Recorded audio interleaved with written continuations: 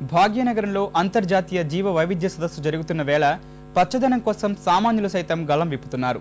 వృక్షాలతోనే మానవాళికి మనుగడ అనే భావనతో ఓ వృద్ధుడు 1,000,000 మొక్కలు నాటి రికార్డు సృష్టించాడు.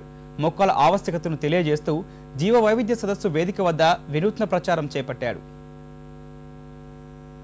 ఈ వృద్ధుడి పేరు రామయ్య. స్వస్థలం ఖమ్మం జిల్లా.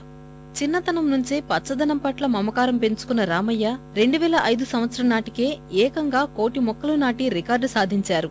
పచ్చదనం కోసం శ్రమిస్తున్న రామయ్య దంపతుల్ని జీవ వైవిధ్య సదస్సులో ఐగో గ్రీన్ అనే స్వచ్ఛంద సంస్థ ఘనంగా సన్మానించింది.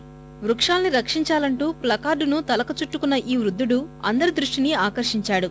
నానాటికి తరిగిపోతున్న సహజ వనరుల్ని పరిరక్షించుకోవాల్సిన బాధ్యత అందరిపైన ఉందని చెబుతున్నాడు.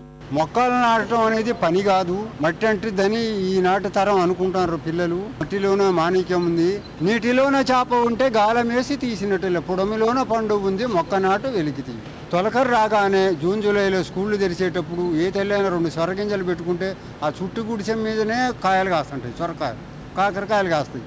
కాబట్టి ధరని సద్వినియోగం కావాలి, సమయం సద్వినియోగం కావాలి, అన్నీ మనం భూమి నుంచి సృష్టించుకోవాలని చెబుతా ఉంటా.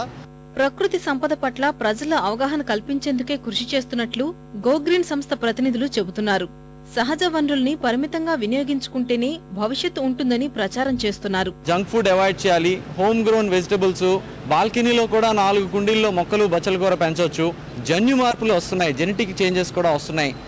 9 ఏళ్లకి 10 ఏళ్లకి పిల్లలు అడల్ట్స్ అయిపోతున్నారు.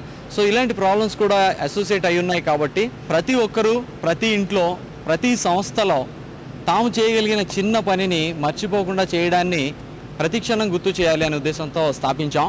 జీవ వైవిధ్య సదస్సుకు వచ్చిన విదేశీ ప్రతినిధులంతా 1,000,000 మొక్కలు నాటిన రామయ్య దంపతులతో ఫోటోలు దిగేందుకు ఉత్సాహపడ్డారు.